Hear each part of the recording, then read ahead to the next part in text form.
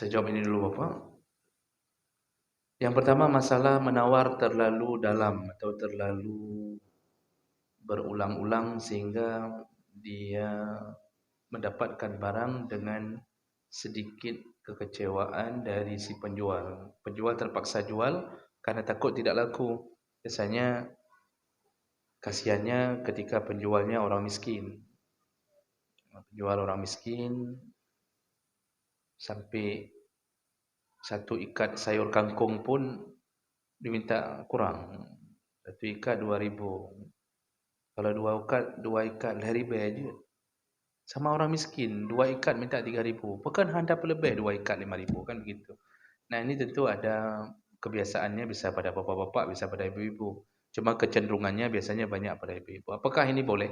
Tawar-menawar itu adalah hal yang lumrah karena diizinkan oleh Rasulullah untuk saling ridha. Jadi inti jual itu adalah saling ridha. Ya. Innamal bai'u an taradin. Jual beli itu meraih keridaan keduanya. Keridaan itu ya kalau dilepaskan barang itu ridha walaupun hati si penjual agak sedikit ibunya konkret dah kau. Tapi dia ridha, dia lepaskan, maka itu sah, tidak berdosa. Cuma si pembeli kurang adab. Jadi ujungnya enggak dosa, tapi Allah akan cabut keberkahan karena pelitnya dia. Seharusnya kan untuk meraih keberkahan itu kan sedekah. Seharusnya 2 ikat kangkung yang seharusnya 4.000 kita kasih cok jadi 10.000 kira aja. Anak payah pulang. Tapi kita balik, kita minta 2 ikat 3.000. Lepas juga barang itu karena si miskin takut enggak ada yang beli lagi setelah itu. Dia lepaskan. Tapi hatinya merasa kecewa. Dosakah si penjual? Tidak. Asal sudah lepas barang, enggak dia tipu, enggak dipaksa. Jual belinya sah. Cuma keberkahan hilang karena pelit. Rasulullah mengatakan setiap hari ada 2 malaikat yang mendampingi kita. Satu malaikat berdoa, Allahumma a'ti mumsikan talafa. Ya Allah, hancurkanlah harta orang yang pelit ini. Hilang keberkahan ini. Memang sama dia kita berhasil dapat sayur kangkung 2-3 ribu. Pulang, motor kita masuk ke lubang. Bawa ke bengkel. Habis lertuh di bengkel. Kenapa? Di sana ada yang menangis hatinya. Itu yang perlu difikirkan. Jadi dosa tidak, tapi keberkahan hilang, kurang adab. Samahah tadi kurang. Rasa toleransi ke orang itu kurang. Allah enggak sayang orang begitu. Jadi kalau belanja itu jangan klik-klik. Jangan pelit-pelit. Urung kasihin baik tawar-tawar. Jom. Ini kita aneh, sama mall kita kasih sedekah. Waktu Suzuya nanya, ibu ni ada lebih 2.000 mau disedekahkan? Oh ya, sedekahkan aja.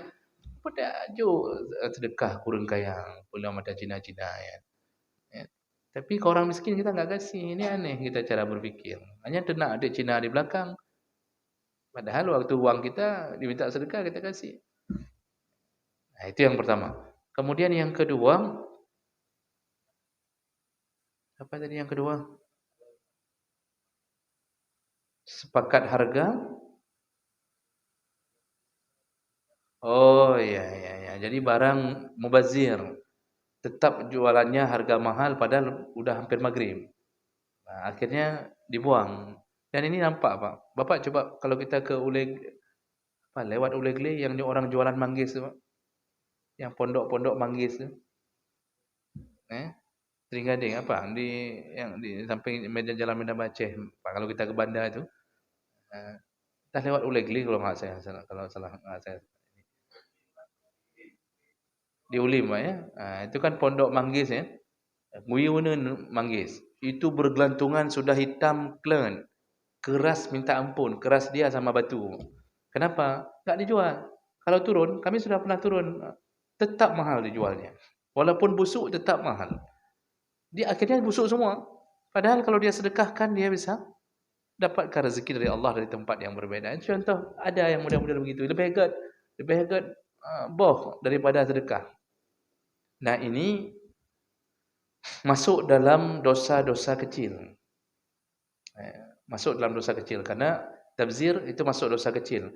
Tapi dosa kecil yang melakukan israr Dosa kecil yang terjadi dengan israr. Israr itu berulang-ulang. Dasar terus setiap hari hidup mubazir. Sedekah enggak mau, buang boleh. Nanti sayur-sayur yang enggak laku buang, yang dijual kasih sedekah enggak mau. Nah, yang model begini berubah jadi dosa besar ketika berulang-ulang. Dosa kecil itu bisa berubah jadi dosa besar ketika terjadi israr, mengulang-ulang dosa kecil. Jadi ujungnya dosa. Gaya hidup begitu. Tidak mau sedekah tapi pelihara sampai busuk. Lalu dibuang. Itu dosa.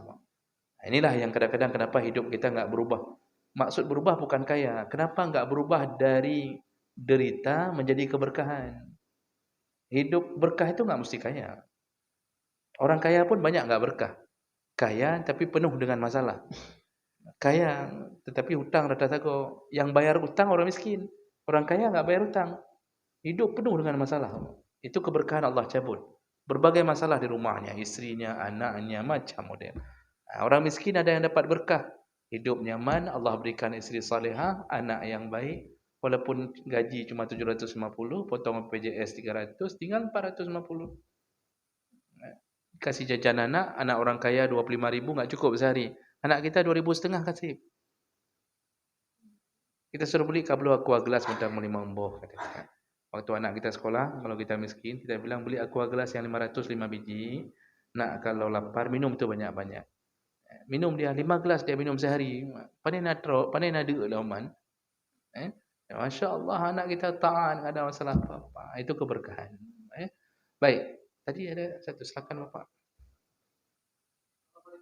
Waalaikumsalam warahmatullahi wabarakatuh. Baik, masalah ini sebenarnya tidak ada masalah yang ingin mendahulukan solat sunnah rawatib, ingin mendahulukan solat jenazah. Di situ tidak ada sebuah keharaman. Kalau kita ingin mendahulukan solat sunnah rawatib, juga tidak membatalkan solat jenazah kita. Tidak membatalkan. Karena enggak wajib, tidak ada dalil yang begitu jenazah sampai langsung solatkan enggak. Karena dalam solat jenazah itu pun yang penting setelah mandi, kafan, lalu disolatkan. Jeda waktu antara mandi dengan antara kafan dengan solat itu tidak diatur harus segera. Tidak. Artinya ya jangan terlalu lama. Maka tidak mengasalah diselingi dengan solat sunnah rawatib. Tapi kalau seandainya pun kita ingin menunda rawatib, diselingi dulu dengan solat jenazah, selama tidak terlalu jauh waktunya, itu pun dibolehkan. Tapi kalau yakinnya akan jauh sekali waktunya, maka seandainya habis solat jenazah, ada tausiah lagi, lalu kemudian macam-macam lah, sambutan ini, sambutan itu, apalagi yang meninggal memang perlu disambut-sambut kan. Ini kalau sudah terlalu lama, memang bisa menghilangkan keutamaan rawatib. Tapi terlalu lama itu kalau memang betul-betul lama, Pak. Makanya rawatib itu kan disunahkan di rumah, contohnya. Maksudnya sekedar pulang dari masjid untuk menuju ke rumah itu pun enggak ada masalah. Karena Nabi pun melakukan rawatib di rumah qabliyah. Ba'diyah pun dilakukan di rumah. Jadi model lamanya selama masih bisa dalam kapasitas enggak dianggap lama itu tidak masalah. Jadi tidak ada sebuah masalah besar antara memilih sunnah rawatib atau jenazah duluan.